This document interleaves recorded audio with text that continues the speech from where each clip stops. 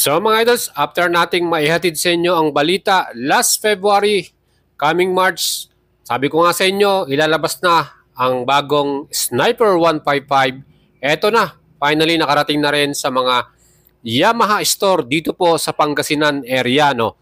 At ito nga, nakita natin yung bagong color version para sa ating version na standard. So mga idols, ito, glossy paint finish yung kanyang itsura. At makikita nyo yung mga decals ito talagang bumagay dahil bold at vibrant yung color na ginamit nilang decals. Mga idol, ito combination to ng cyan at bright red. Sigurado pag nakita nyo sa daan to, mapapatingin ka talaga dahil agaw pansin yung kanyang color combination. At mga idol, yun nga yung inaasahan nating update na to. Kung yung bang engine side at yung kanyang mga specs dyan ay binago.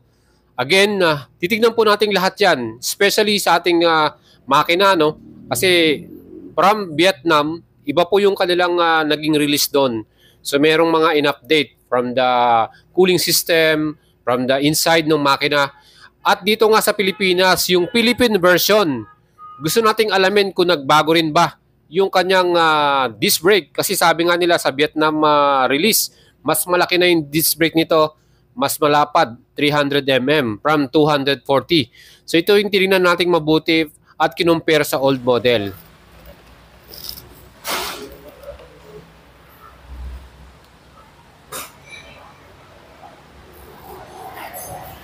So yun mga idol, pinakainabangan nating bagong model from Yamaha 2024 New Sniper 155 ABS. At itong kanilang bagong standard version, available na ngayon. Tayo po ngayon na nandito sa Pangasinan. So ito po ang ating branch na pinuntahan. Guanzon Yamaha Calasiao. So kung gusto niyo pong bumili nito, available tong unit na to ngayon. So sino po man yung mga meron nang naitabi dyan, may mga savings na dyan, sakto. At meron na tayo ditong cyan color. Ito po yung brand new model nila. Brand new color na rin. So makita naman ninyo, napaka-striking ng kanyang color combination. Siyempre yung glossy yung kulay niya. Meron pa tayo ditong available na isa. Ito naman yung race blue. So, race blue color. And dito makikita nyo yung kanyang, old model naman na race blue din. So, mayroon silang difference sa dalawang to. So, titingnan natin mamaya yan, papakita ko sa inyo.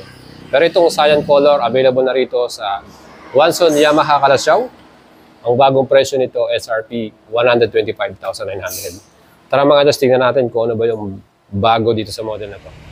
So mga idols, lumibot pa tayo sa ibang lugar dito sa Pangasinan area at lahat ng mga Yamaha store dito ay meron ng ganyang model. Pero depende na rin sa dealership or sa kumpanya, no, kung talaga meron na silang delivery nito. Pero dito sa Guanzon, available na sa kanila yung standard version. And confirm ko lang, wala pa sila ditong ABS version, yung matte black color, all black ano. So yung nahantay po natin yun, oras na dumating yung matte black or ABS version, ibibigay ko rin sa inyo ang ating update at review doon.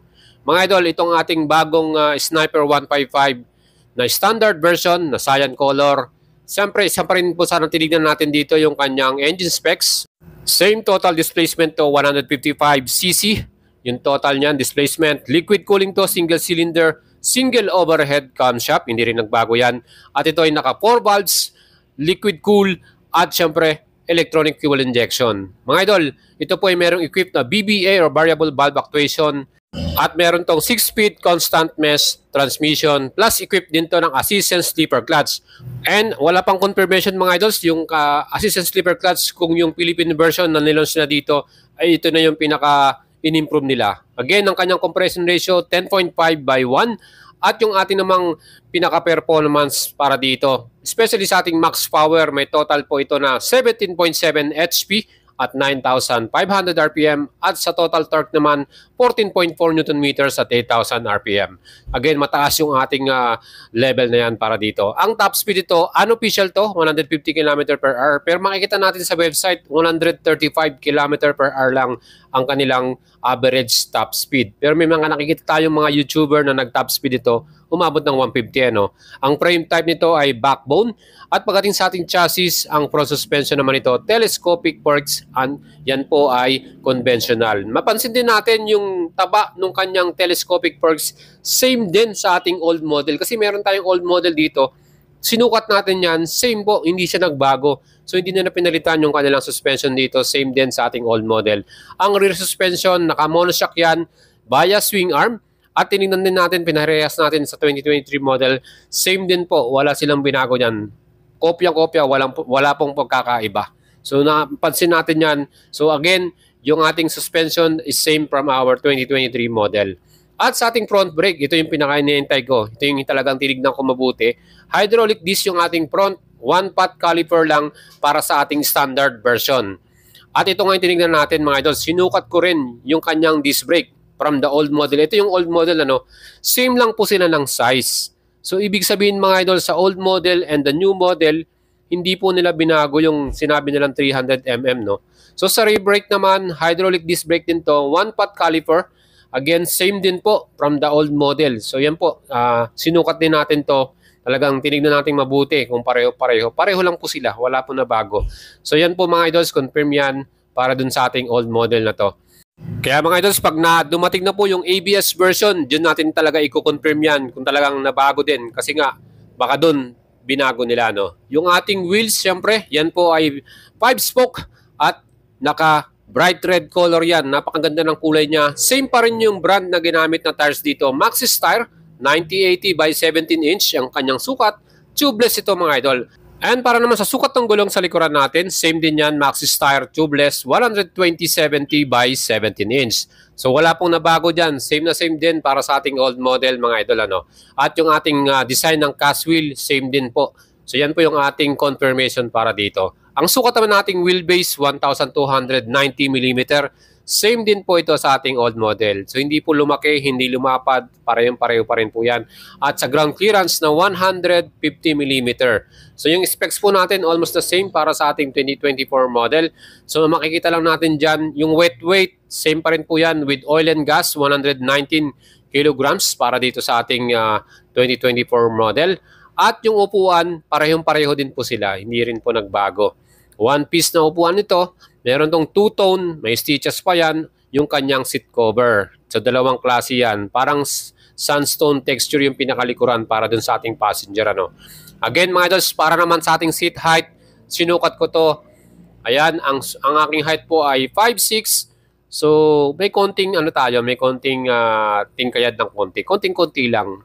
So hindi natin nilalapat ng todo, 795mm po ang kanyang pinaka seat height para sa ating sniper. Again, medyo inanog natin to ng konti. At syempre, okay din naman. Hopefully na hindi matagtag yung ating front suspension na yan. Kaya mga idol, itong ating 2024 sniper, kita naman po niyo yung aking jersey. Bumagay sa kanya.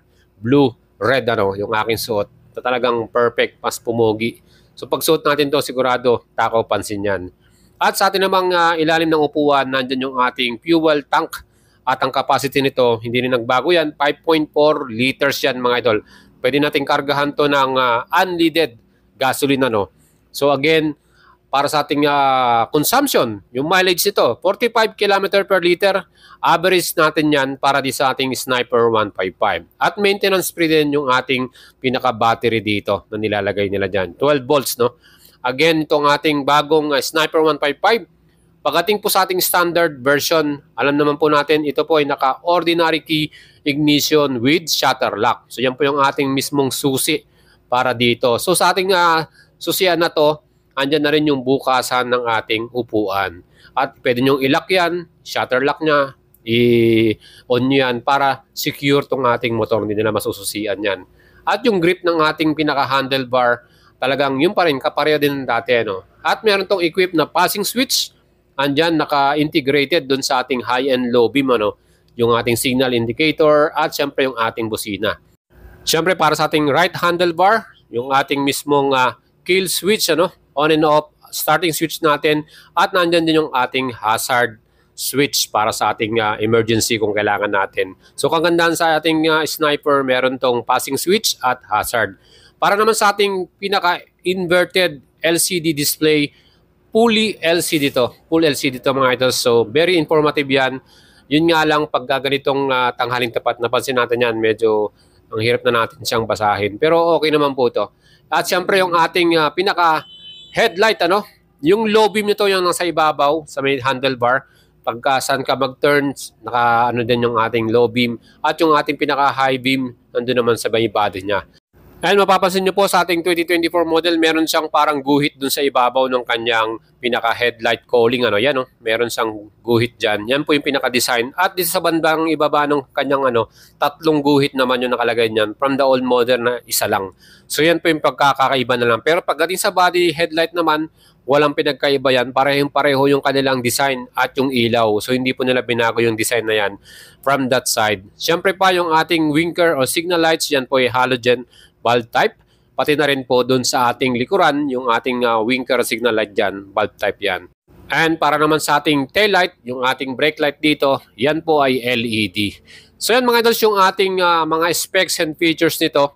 Pag gusto niyo pong bumili ngayon sa Yamaha Kalasyaw, yung kanyang SRP 125,900, sa ating namang installment, ang down payment nila dyan, 18,800, yung pinaka-minimum.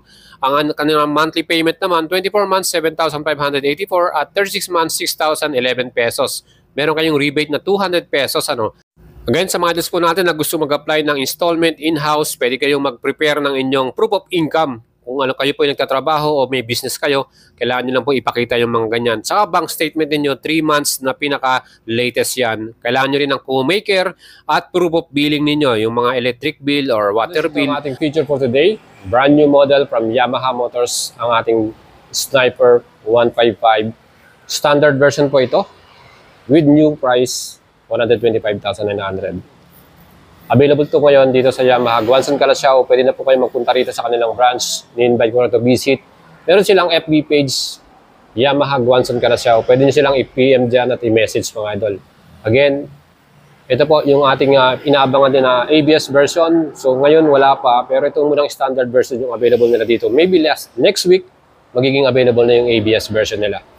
So ito na yung ating 2024 new Sniper 155 standard version, cyan color.